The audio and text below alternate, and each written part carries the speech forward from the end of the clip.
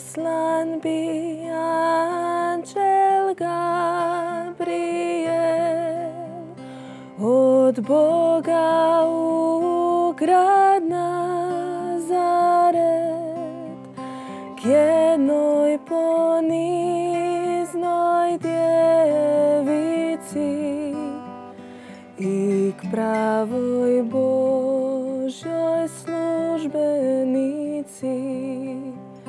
k jednoj poniznoj djevici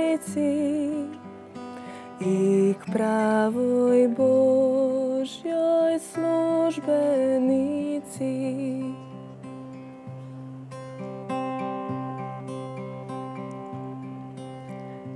Kad Marijon doteče,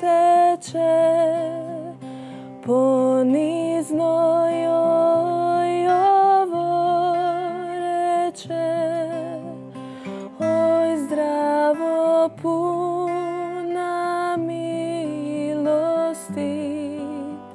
djevice kruno svetosti. Oj, zdravo puna milosti, djevice kruno svetosti.